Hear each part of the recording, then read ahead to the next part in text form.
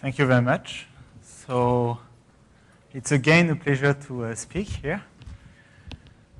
What you have seen so far in the class of Gordon on self-avoiding walks were very general arguments, giving finally very few answers, very deep answers to this model. So self-avoiding walk, it's a very simple model to state, but very, very hard to study.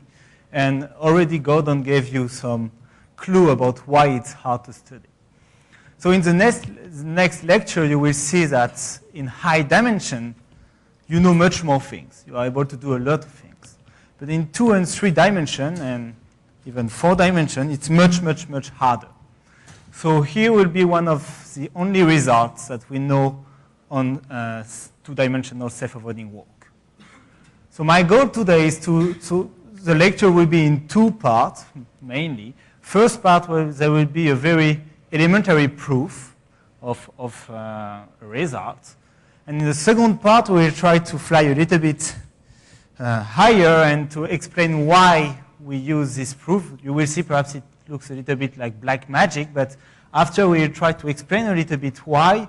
And doing so, we will see that there are natural extensions that we should try to do and natural things that we should try not to do. Okay, so the model is exactly the same as on the square lattice. You take self-avoiding path, but on the hexagonal lattice. And just for simplicity, we will start and end at mid-edges. It doesn't change anything on the model, but it will be a little bit nicer to study. So the goal of this lecture, the main goal, is to prove that the connective constant for this lattice has a very nice form. It's equal to square root of 2 plus square root of 2. So that was a prediction by Nienhuis in 1982. And somehow it's remained a little bit mysterious during 30 years. And you will see that now the proof involves really arguments that extend to other models and that are now in a very natural frame. So you saw this morning that when you want to compute the connective constant, you can look at bridges. And somehow bridges are nicer. You will see later. I will explain later. So Bn will be the number of self-avoiding bridges of length n.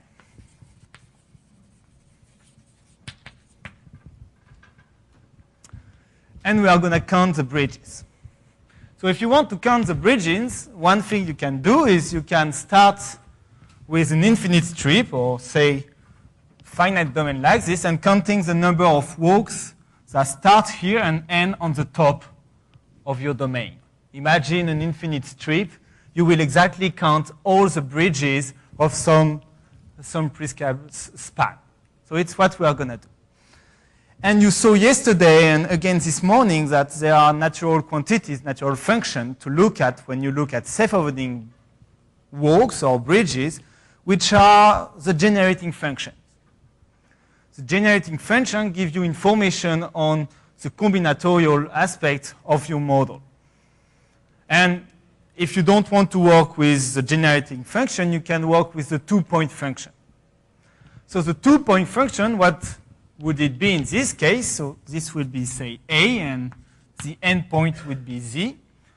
So the natural definition for the 2-point function will be the sum over all the walks that start at A and end at Z of the Boltzmann weight, mu to minus the length of the walk. So L of gamma will always be the length of the walk.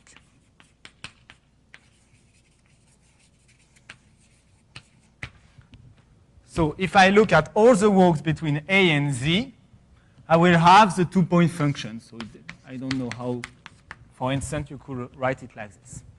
So this kind of object, which is closely related to the green function, is, so J mu of AZ, is something very natural to study. So mu here, I didn't say what it was. It's a priori a positive number. And what we want to prove is that there is something special happening at mu c, at the connective constant of the lattice. Okay. So usually, really, when you study simple random walks or model like this, a two-point function is something very natural to study. The problem in our case is that we have no information on it. We don't know how to compute this quantity. So, a fortiori, you don't know how to use to extract information about it. So the idea will be that we can modify this function in a very simple way. You will see after a while. And this modification of the two-point function will have a very, very nice property. So it's what we are going to do now. So really, my frame is I'm looking at self-forwarding walk in this domain, nice domain. Imagine whatever domain you like. I took this one. So the walks are remaining in my domain. And when I'm talking about walks from A to Z, it's walks that start at A and end at Z. So I will need a simple definition, which is called the winding of a curve. So people who were here last week already know about that. The winding of a curve is the number of turns that you do between A and Z. So in the first case, for instance, you did 1 quarter turn on your left and 1 quarter turn on your right. So you did no quarter turn at all when you count them, when you add them. In the second case, you did 4 quarter turns on your left. So you did a 2 pi turn. So your winding in this case will be 2 pi. And you imagine that you can have many other possible windings. So this will be the definition of the winding. And the modification of my two-point function would be almost the same thing. I'm still looking at walks that remain in my domain and that go from A to Z. I'm still having the Boltzmann weight. But I add a term that I will call the winding term, which is e to the minus I sigma times the winding of the curve.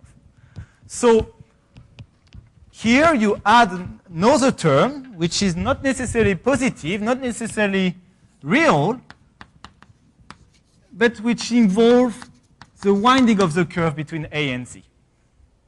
Okay? So it's a definition. You can wonder what we want again here, because this term is typically not positive. So this quantity now is a complex number, and you can imagine, for instance, that you will have a lot of averaging between the curves gamma because of this winding term that perhaps will make a lot of cancellation. You don't know. So this quantity, a priori, is much harder to handle than the two-point function. But the nice thing about this quantity is that it satisfies a local relation. So imagine you are inside your domain around, so what did I take? Okay, whatever. You are around a vertex V. You are 3 middle edges, P, Q, and R.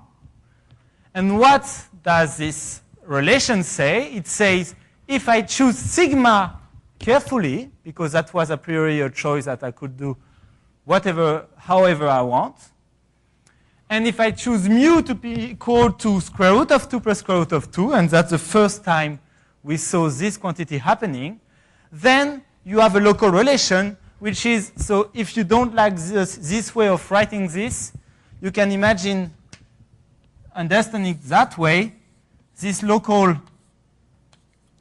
path, this discrete path, this relation is meaning that the integral along this path of f is equal to 0. That's exactly the same thing. So P minus V, Q minus V, and R minus V are very nice numbers. If I do this linear combination of f, I get 0. And you can try to look for such a relation. If you remove this, you won't find anything. That's really this combinatorial term that makes this relation happier. So you will see later in the talk why. But OK, let's say that that was a very nice guess. Somebody give you this relation. Let's try to understand if this function, let's try to see if this relation is really true. So I have a big sum, and I want to prove that it's equal to 0. this big sum, finally, it's the sum over all the walks that end at P, Q, or R of some contribution for the walk, which is exactly, so let's say if the walk arrives at P, it will be P minus V times mu to its length times a winding term. So all these things is P minus V times these two terms. I will call it C of gamma. It's the contribution of gamma in my big sum. So that what I need to prove is that the sum of the contribution equals 0 for all the curve gamma, which are included in my domain, and which are going from A to P, Q, or R. I need to prove that this sum of contributions equals 0. Okay, and the idea is that if I want to prove that a big sum like this equals 0, the nicest way to do so would be to be able to prove that making small groups of walks, on each group, the sum equals 0. And actually, in our case, it's very simple. What we are going to do is that we are going to do pairs of groups or triplets of groups and of walks, sorry. And on each of these groups, the sum will be equal to 0. So let's start. Imagine that you give me a walk that visited the three vertices. So it comes first through P, it exits, say, through Q, and arrives back through R. It finishes at R. So that's this walk gamma 1. What I will do is that I will tell you, okay, let's take another walk and associate it to it. This walk will have exactly the same beginning, but the loop that you do, or the almost loop that you close after visiting the first vertex, you will do the same loop, but in the other direction. You visit it in the other direction. So when I sum these two contributions, the contribution for gamma 1 and the contribution for gamma 2, what do I get? So I get, this is, say, where gamma 1 ends, so at Q. So Q minus V times the winding term, the length, and same thing for gamma 2. So let's see if we cannot factorize by many things here. The length of gamma 1, for instance. It's exactly the same as the length for gamma 2. So mu to the minus L of gamma 1, I can just put it in factor of everything. Q minus V and R minus V, when you think about it, you can express it in terms of P minus V. There is no difficulty. It's G, or it's E to the I 2 pi over 3 times P minus V. So let's put these two terms in factor. Now the winding between your starting point A and Q in this case. What is it? It's the winding between A and P plus the winding between P and Q. The winding between A and P will be exactly the same for gamma 2. So I will put it, I will factorize by it. And what do I end with? I need to compute the winding between Q and between P and Q, sorry. But oh, sorry. If you, the key is that when you arrive here, you will do exactly one turn on your left and 5 turns on your right. Why? Because if you do an additional turn on your left, it will mean that at some point you will do an additional turn on your right. What I'm saying is that the difference between the number of left turns and the number of right turns is always the same, it's 4. So the winding, and that's really a geometric constraint. So what do I get is that the winding between Q and R is minus 4 pi over 3. So when I plug this thing here, I can do the same computation for the second walk, and that's the opposite that happens. I do 4 additional turns on my left. So I have another winding, which is 4 pi over 3. So I have a winding minus 4 pi over 3 and a winding 4 pi over 3. When I plug 5 over 8, the spin that I was talking about, the sigma, what do I get here? This thing, it's I minus I. It's equal to 0. So by fixing sigma, I can ensure that all the pairs, the sum of the contribution on the pairs, equals 0. Okay, let's look at the remaining walks. So the remaining walks are walks that visit one vertex or two vertices, but not the three vertices. And I can associate them like this, saying if I visit only one vertex, I can extend by one additional step, and I will get walks in two possible ways, and I will get walks that exactly visit two vertices. I can do exactly the same thing, factorizing by everything I can, and I end up with an ugly term like this. If I put square root of 2 plus square root of 2 as mu, this thing here equals 0. So sigma is ruling out the cases of the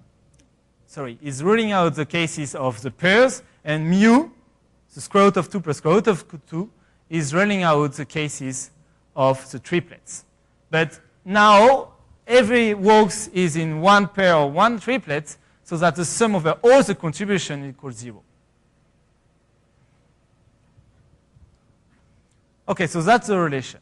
It's a little bit mysterious that it works, but combinatorially it's completely trivial to check.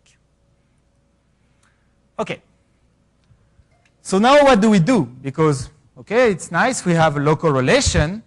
For people who attend the class by Stas last week, if you count the number of relations, you don't have enough relation to determine your function. It's not like in the case of the Ising model. Yet you can still hope that you have non-trivial information to extract from all these local integrals that are equal to 0. Okay, so the integral along a very simple path like this equals 0. So you can deduce just that the integral along any discrete path equals 0. Because I'm in a simply connected domain, say, so I can plug my small path together to make a bigger path. So the integral along any path gamma, any path C, would be equal to 0. So what I will do now is that I will choose carefully my contour, my path, in order to have a non-trivial information. So this is exactly the same picture as here. So it's a nice domain. And what we will do is that we will consider the contour that is the exterior boundary of my domain. So when you look at this contour, you can write that the integral of f along this contour equals 0, and you get exactly that. So what is preventing us now of just finishing the proof without trouble is this winding term. I told you this winding term is not positive. So when I have this, I don't know how to relate it to really counting walks. Because it's not, you can imagine really the worst case that this function equals 0. That could be true. I mean, nothing prevents this function to be equal to 0 since this term is a complex number. But there is something wonderful that happened on the boundary, is that we know what the winding is equal to. Don't worry, if you don't see that, just try to understand my English and that will be fine. So on the boundary, you know the winding. Imagine, for instance, walks that start at A and end to the top of your domain. When you think about it, they all have the same winding, and this winding is equal to 0. You do as many turns on your left that turns on your right, in this case. You can do the same thing with walks that end here. You will always find that they have a prescribed winding that I can compute. Same thing here, here, and here. So that in this relation, I can replace all the winding terms here by the value I know of the winding. So that finally, you see all the winding terms, I can make them go out of the relation, and I get this very, very nice relation, which is exactly saying that you have now positive coefficient times really the 2-point function, or at least a generating function. Walks that, for instance, here, walks that start at A and end at the top, beta. Okay? So the key argument here is that inside your domain, you have the winding term. You don't know what it is doing, so you cannot count inside your domain. But if you get just on the, if you go to the boundary, then you know the winding. You can replace this winding by what it is equal to, and you get a relation which is only involving the both my weights. Okay, so on the slide I wrote that you can finish easily the proof. So I will make it now.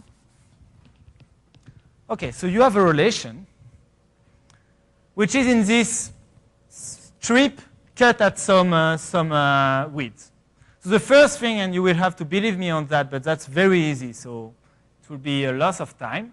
You can let the width go to infinity so that the term which is only involving the boundary, the edge, will go to 0. This term will disappear. So what you get kinetically is that 1 is equal to the sum over the Boltzmann weight of works that go to the top, and I will call this Bn. So Bn is really the sum of the mu. So mu delta, just because square root of 2 plus square root of 2 is too long to write, so mu delta is square root of 2 plus square root of 2. So Bn is the sum over all the bridges, the guys that start at A and end at the top. And you will have a second term, which is this term. So there is a cos, let's say, so cos of 3 pi over 8, times the sum over the Boltzmann weight that are ending, they start from A and they are ending at the bottom. So that will be the arcs. So this is what you get when you let the width go to infinity. So perhaps I should be, so here it was a T in, on the slides. So this is what you get when the widths go to infinity. So you have finally a very nice relation. Combinatorial relation. There is no winding in this relation. So the question now is how to deduce something on the connective constant. So we say that it's sufficient to look at bridges and to prove that bridges grow like mu to the n, like mu delta to the n. So you can rewrite this by saying Bn times mu delta to the minus n does not grow exponentially fast and does not decay exponentially fast. That's just a rewriting of the same problem. Can you read it? Or yeah. So I want to prove that this thing does not go too fast and does not decay too fast. So let's start. I have my relation at height t, and I can deduce easily that bt is smaller than 1. I mean, that's the sum of two positive things that are equal to 1. So this is smaller than 1. Now when I count Bn times mu delta to the minus n, this is smaller or equal to the sum B0 plus B1 plus dot dot dot plus Bn. Why is it true? Because every bridge of length n has height smaller than n. So it's involved in exactly one such domain. So it's exactly involved in one BT.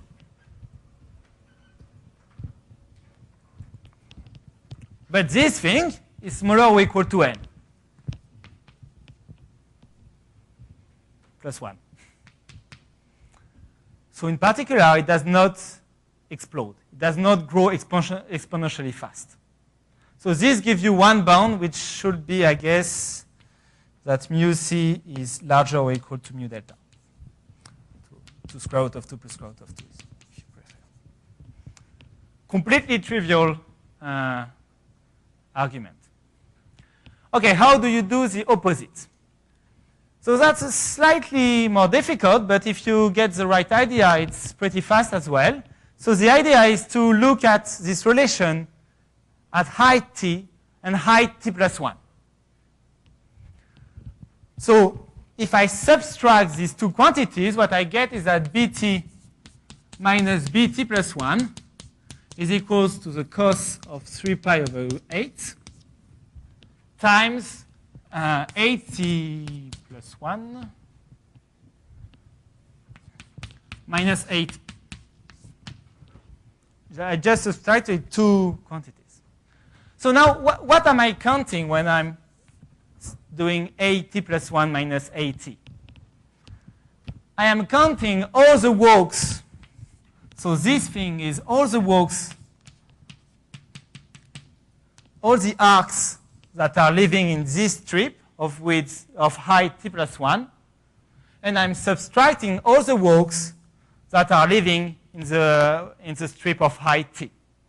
So what do I count? I only count walks that go to height t plus 1. So necessarily, in this quantity, are only remaining the walks that are going to height t plus 1. But these walks, if you think about it, when you cut at the last time or first time, I don't know, first time, say, you reach the top, what do I get? You get two bridges. So this thing actually implies that this quantity is less or equal to bt plus 1 squared. So you get a relation, an inequality, which is bt is smaller or equal to bt plus 1 plus the cos of 3 pi over 8 times bt plus 1 squared. When you have this relation, it's very easy to check that bt, say by induction, that bt is smaller or equal to c over t. Larger. So what you get is that the sum now, so let's finish here. The sum of the bn mu delta to the minus n, by definition in the sum of the bt, when I'm summing over all the bridges, I'm summing over all the height over the bridges of height t. And this is, by definition, greater or equal to the sum of the 1 over t. So that's equal to infinity. If it's equal to infinity, it means that bn mu delta to the minus n does not decay exponentially fast. If it decays exponentially fast, this sum is finite. So here you get that mu c is less or equal to mu delta. And so finally, these two bounds give you exactly the equality. So you see the proof is completely elementary. I can go twice faster or twice slower. It won't change anything. I mean, you can, if you read the article, you understand it. So you understand the proof, but line by line. But why do we introduce this parafermionic observable? That's the question. So in the remaining time, what I want to do is, I want to do something. Yes? I want to explain what you can do with this observable. It's not just a trick. There is something here. So I want to explain what you can deduce from it. And I want to explain why we introduce it. OK, so let's start to do what we can. Let's start to speak about what we can do with it. Or hope to do, at least.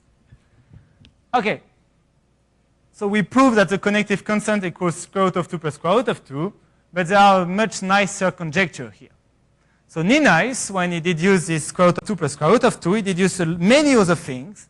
And among them, the fact that the correction in front of this mu to the n was n to the gamma minus 1, where gamma was 43 over 32. So when you see that there is conformal invariance somewhere, or at least conformal fit theory that is occurring here. So there is a nice conjecture for the correcting term. And what you saw this morning is that the best bound we have is e to the square root of n. So very far from reality. And actually, it's really an equivalence. So that's the leading term. Other things that you can look at, we are probabilists, or most of us. So the most interesting question are the geometric question, of course. So For instance, the mean square displacement, you saw yesterday that it was scaling like n to the 3/2, so 2 times 3/4. It's more spread out than that's the simple random walk. And so these two things, you see, today we don't know how to handle it. But at least we know what we must look for. And what we must look for is the following result that nobody saw. So nobody see that, I'm sorry. So the scaling limit of the self-avoiding walk, I will write it there. So the scaling limit of the self-avoiding walk is SLE 8/3. So now people who were here the 3 first week, they know by heart what is SLE 8/3. And I guess what I will say here will be useless, but still I want to explain what I mean by self-avoiding walks converge to SLE. So imagine you take your favorite simply connected domain. That's mine. And you take 2 points on the boundary, A and B. What you can do is that you can look at a very small hexagonal lattice of mesh size delta, very, very small. And you can look at all the trajectories that are going from A to B, so from A delta, so close to A to close to B. So you look at discrete self-avoiding walk from A to B. You can put a measure on this set of curves, and this measure, naturally, will be, you want the probability of a walk to be proportional to the Boltzmann weight. That's really the natural thing to do. So you want it to be proportional to some mu to the minus the length of the curve gamma. So what will happen is that if you choose mu too large, so you penalize too much on the length of your curve. What does the curve? It wants to be very straight, and so it will start to do something very straight with Gaussian perturbation, this Ornstein-Zernike perturbation. But at the scaling limit, so here typically it will be a square root of delta, so when you pass to the scaling limit, what you see is just a line going from A to B. If mu is too small, so if you don't penalize enough, what will happen is that the walks, the entropy will win. So by the way, that's a result by Di Maio-Fei about the Ornstein-Zernike perturbation for mu too large. For mu too small, what you get is you get entropy is winning against energy, and you will have a space-filling curve. The curve will like to be very long anyway, and you will get something that will be space-filling. But if you choose mu to be equal to mu delta, exactly the connective constant, then you find a scaling limit which is non-trivial. So somehow the mu delta is exactly the critical point for percolation, the similar thing. You are at criticality when you penalize by mu delta. And so in this case, you will converge to some continuous random curve, which is an SLE. So it's a very nice curve. No, it's a very nasty or very nice, I don't know, curve from A to B. And when I'm saying that it's conformally invariant, is that you have this very nice property, which is saying, okay, you don't like my domain, you like another one, fine, take another domain, which is the image by phi of my domain here. So you have phi of A and phi of B. And here you have two natural curves that you can define. You have the image of the continuous curve here, gamma. So you have phi of gamma. And you have another one, which is the one that you would have gotten if just you define the walk from the discrete model. So you take your self-avoiding walk in this model, you pass to the scaling limit, you find another curve.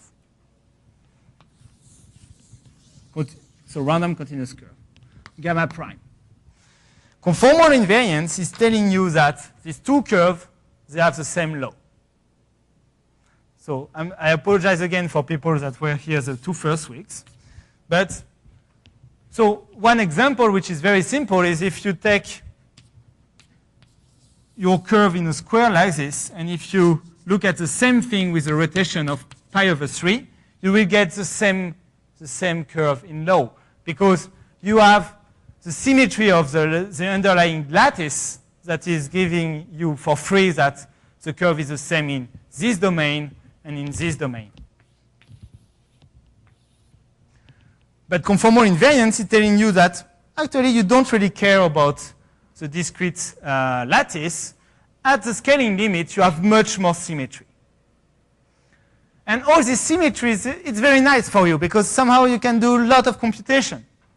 In the case of SLE, what you can get is that you can encode the curve by this continuous curve, continuous function, real function.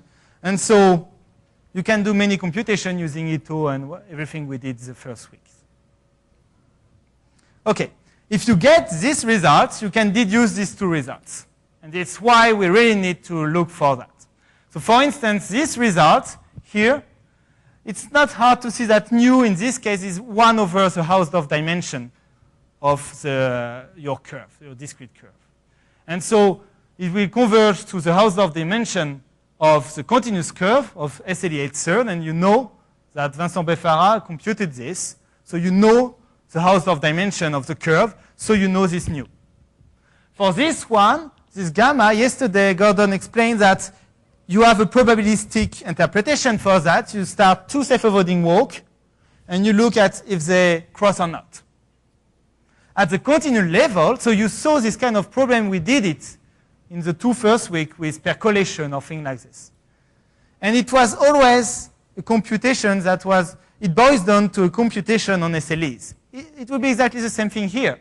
You will look at the probability for 2 SLE 8/3 to intersect. And that you can do computation and things like this. So you will get the gamma also from this conjecture. And you can get many, many, many other properties. So that's really the important conjecture. Okay. So the first reflex when you saw that is, okay, let's try to prove it. So, yeah, I guess that's a good sign. So we have not many things to say about that. That's a very, very, very hard problem. But we have at least a strategy. So what would be the strategy? The strategy is you prove precompactness first. So you prove that up to extraction, you get subsequential limits, they can converge to a continuous curve. And actually you want a little bit more than this, and that will speak only to people that were here the 2 first week, but you want a Loevner chain. So it's, say, epsilon more than just a continuous curve. So what is a Loevner chain? Is a curve in the plane that you can actually encode in terms of a real value function.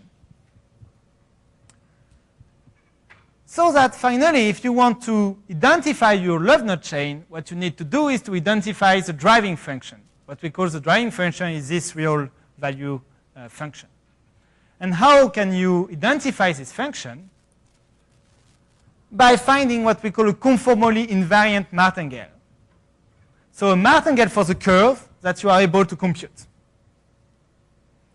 Why? Because somehow the fact that your martingales, you can compute them and you know that they are martingales, it's like having an equation on your driving function. You know something. Perhaps it's very hidden and it's hard to find, but you can compute something on your driven function. And actually, that's fairly easy to compute, to extract the information from the conformally invariant martingales. And the thing is that in our case, perhaps the most natural conformally invariant martingale is the ratio of function f. F of z over f of the ending point b. So you start from A, you take the ending point b, and you do the ratio of 2 parafermionic observable. So parafermionic observable is this f. This should be So this is a martingale. That's easy to see.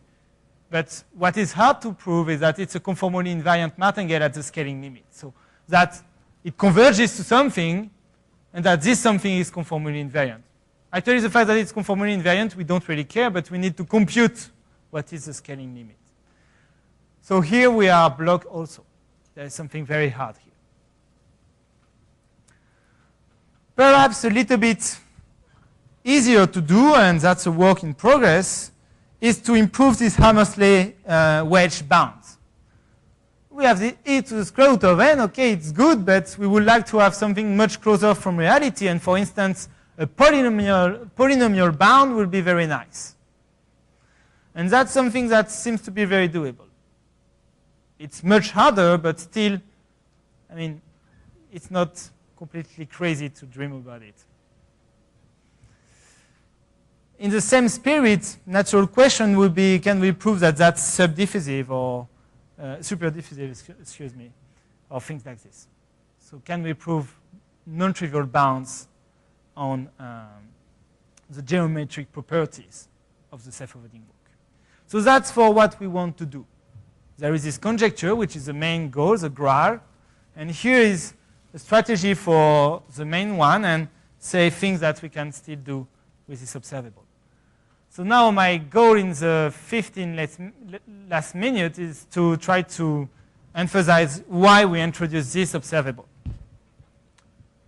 Okay, and if you want to understand why you introduce something, usually you need to go to a higher level of generality. And it's exactly what we are going to do. So we had this self-avoiding walk. Let's generalize the model by saying, okay, I still want an interface that is starting from A and ending somewhere. So I take a discrete domain. I start from A. I still want an interface which is ending somewhere at Z. I don't know where. But what I will add is that I allow myself to have loops. So let's say I have loops. So if you prefer polygons, self-avoiding polygons, that are inside my domain.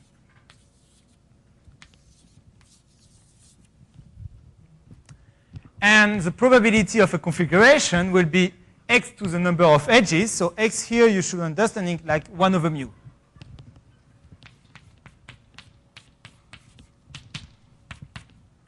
And you add the weight for the loops, which is n.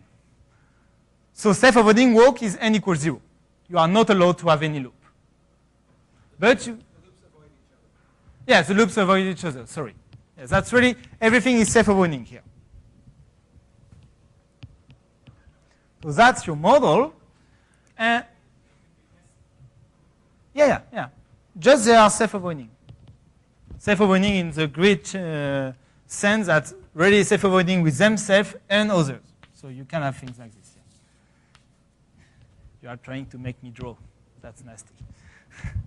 Okay, so for people who know it's a representation so it's a high temperature representation in some weak way of the spin ON model.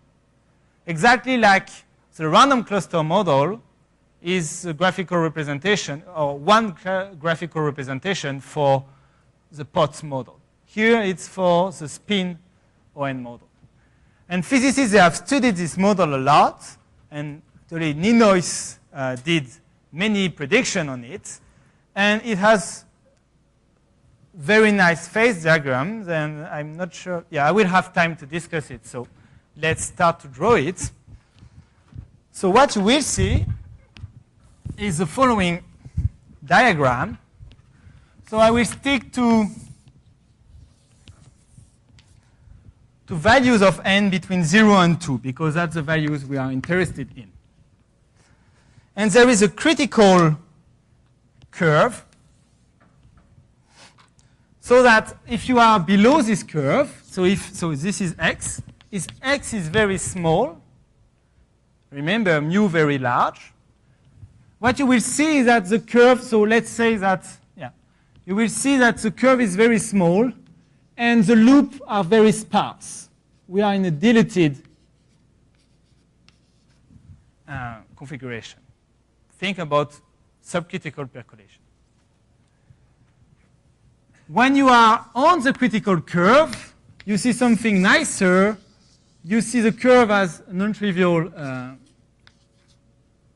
form, and you start to have macroscopic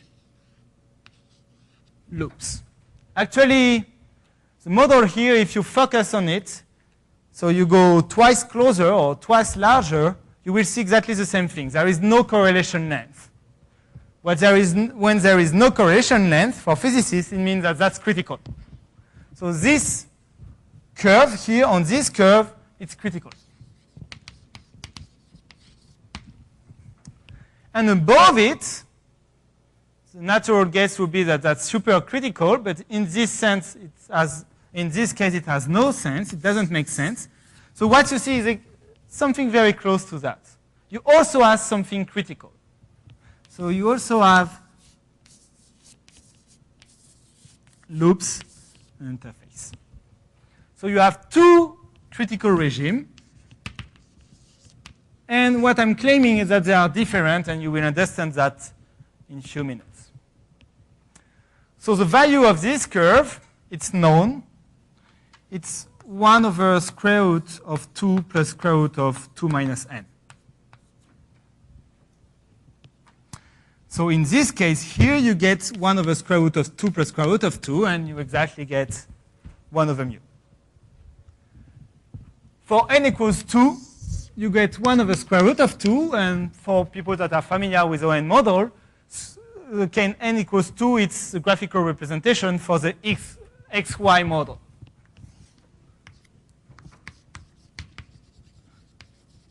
There is another value that you know very well. It's n equals 1. And for n equals 1, you get the Ising model.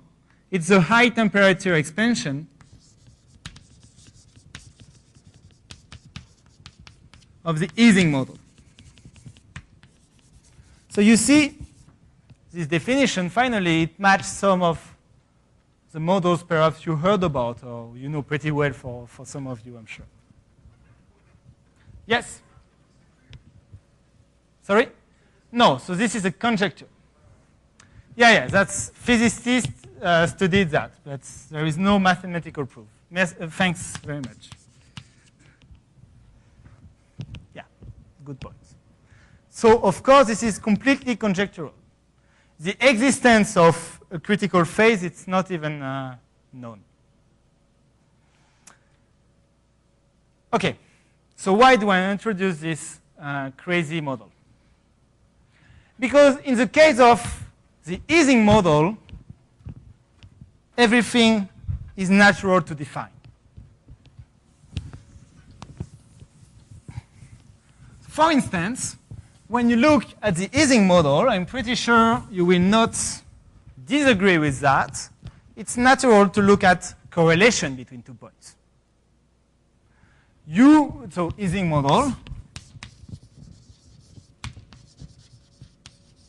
it's natural to look at sigma A, sigma Z.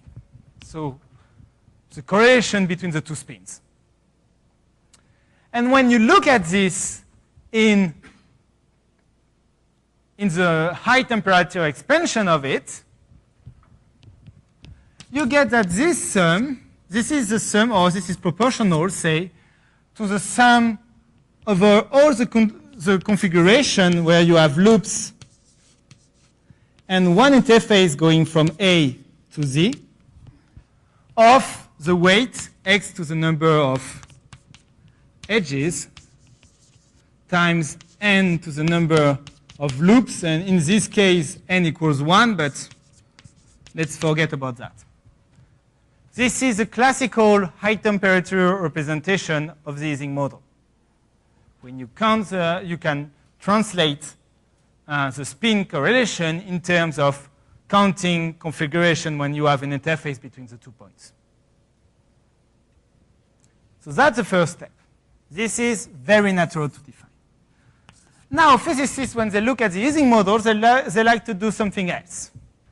They like to do the following. They say, OK, let's look at the coupling constants, and let's change them. That's so funny. So what they do is, if they have something between A and Z, they are looking at the model and they want to compute something, understand what is happening at Z.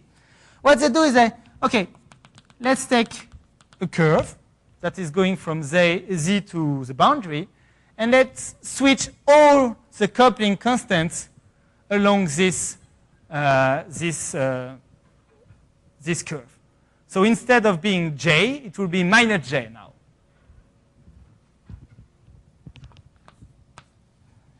That's what they call a disorder operator.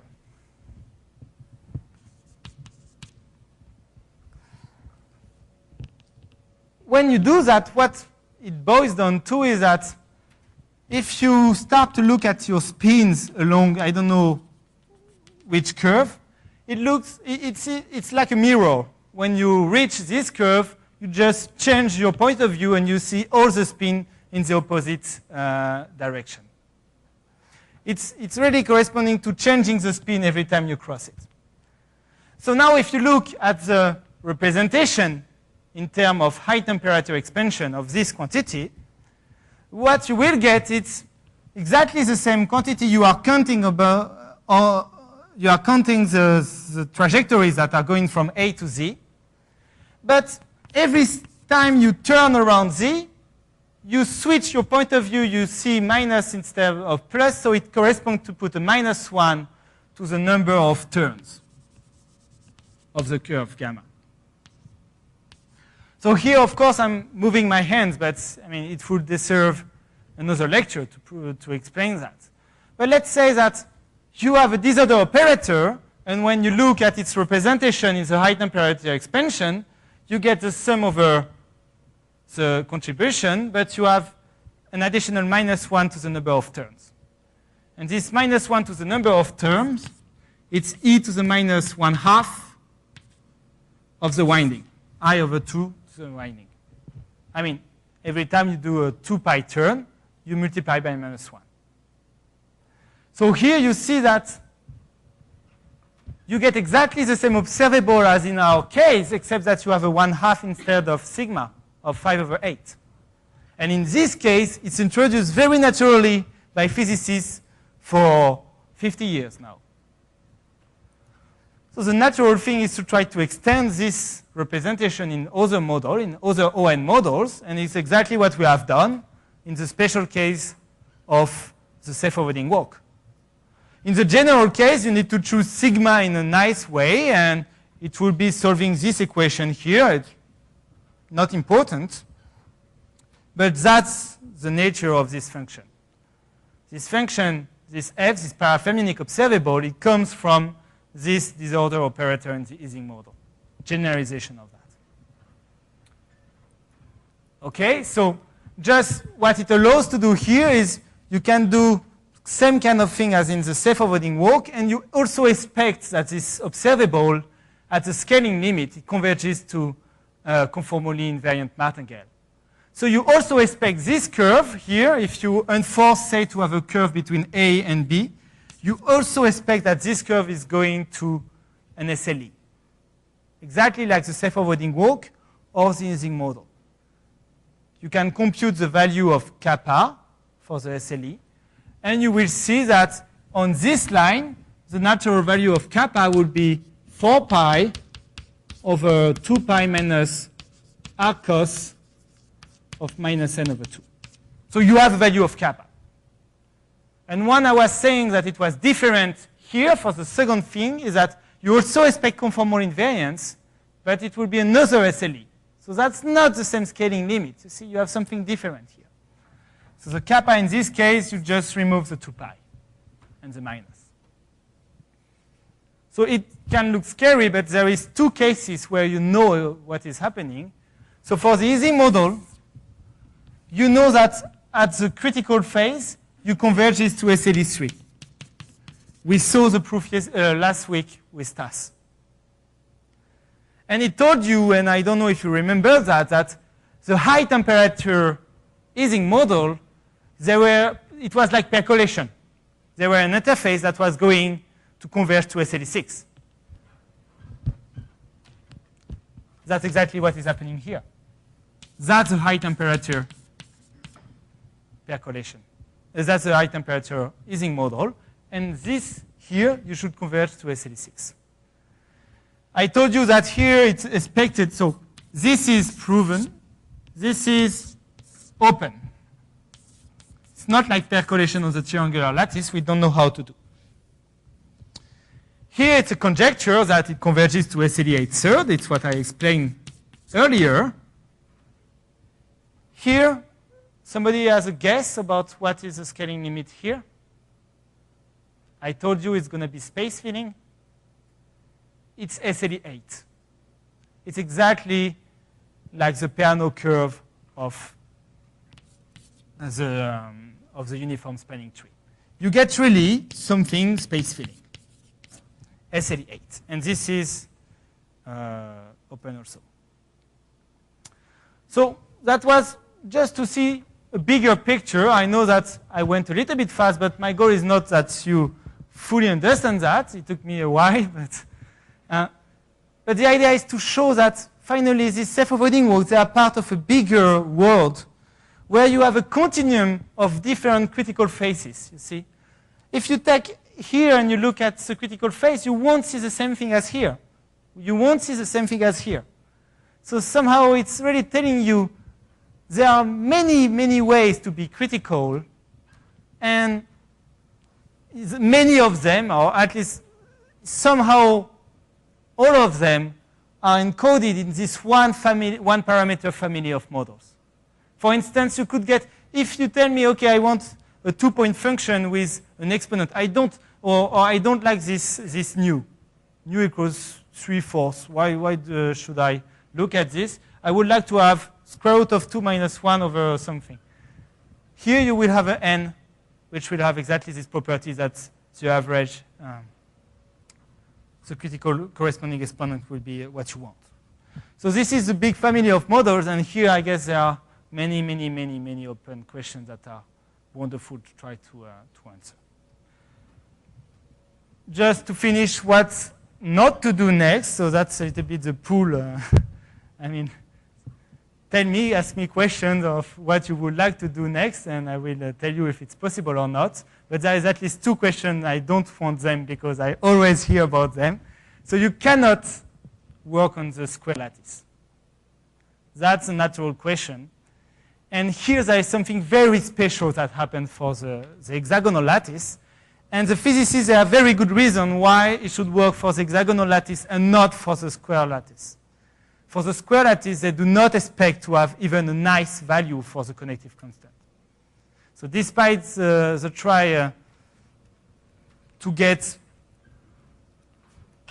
nice formulas that match the computation, the Monte Carlo simulation and things like this, I personally do not believe that there is a nice value for other lattices, except the one where you will have a special thing that is happening, and actually we don't know other than the hexagonal lattice. So that's the first thing.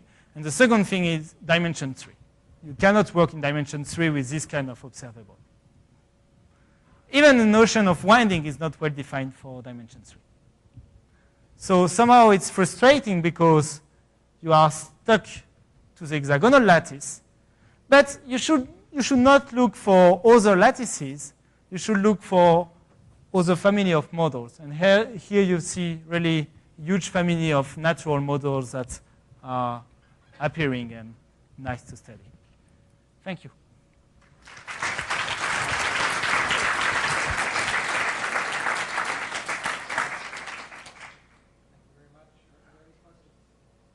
Yes. Okay, because so there are 2 reasons. The first one is that if you want to have conformal invariance, you should look between -2 and 2, and negative values are somehow related to positive values. So here I didn't want to go further. And if you want a question which is, an answer which is a little bit simpler perhaps to believe, is that still these models are graphical representation for some spin models. And so for n equal 1, you get Ising model. For n equal 2, you get XY model, and above you get all the spin ON models, but they don't have a phase transition. Even actually the XY model doesn't have one. So this thing does not translate to the XY model as a phase transition. So somehow you don't have phase transition anymore, so that's something different that is happening here.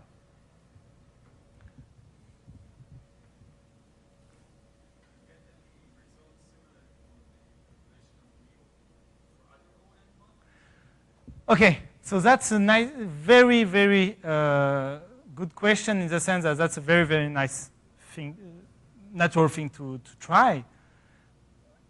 Even, so I will answer question by a question. That's like I do with my students. They hate me. Okay, prove that there is a critical value. Even prove that there is, you see, some value such that here you will have exponential decay and really you look like subcritical, and after you look differently. We don't know how to prove this. Because here you don't have FKG, you don't have, so in the case of self-avoiding walk, you don't have loops, so everything is trivial to prove that there is a phase transition. For ON model, even the existence of the phase transition is not known. So what I can prove here, I can prove that there is an infinite, the correlation is infinite.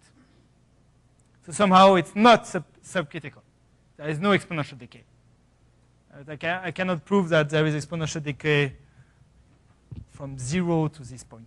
I don't know. Yes. Yeah. So you still have the observable, and it's what is allows me to prove that there is infinite susceptibility. So it's critical at this point for sure. I don't know if it must be critical above it or if it's subcritical below it. I don't know how to do that. Yes.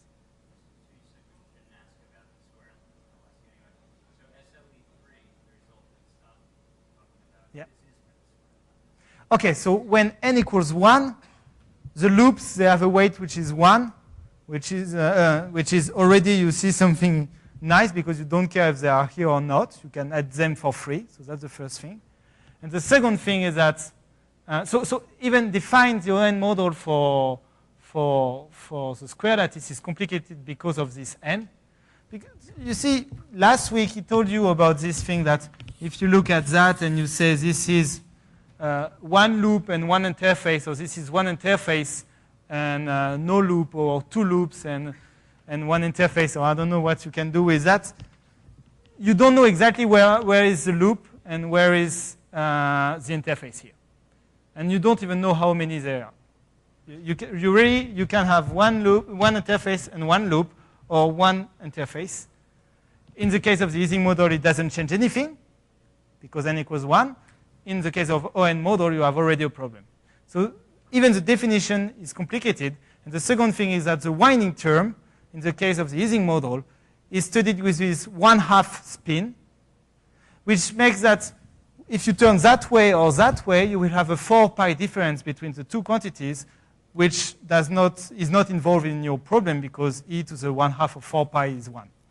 In your case, it will be sigma 4π, e to the I sigma 4π, so there is again an indetermination here. So if you want to work on the hexagonal, on the square lattice, you should generalize your model, because if you stick to this, even the definition does not make sense. So you generalize your model. Let's say you add other weights. You are allowed to do many things, and there's only one point which is exactly integrable in the sense of statistical physics, and that's the point where actually you get exactly the hexagonal lattice. You can perform the hexagonal lattice as being one generalized ON model on the square lattice, and that's the only point that works. So you see, even if you start to work on the square lattice, unfortunately, physics brings you back to the hexagonal lattice. So it's an attractor point. You cannot do anything. But yeah, you can try to generalize every time it pulls you back to the hexagonal lattice.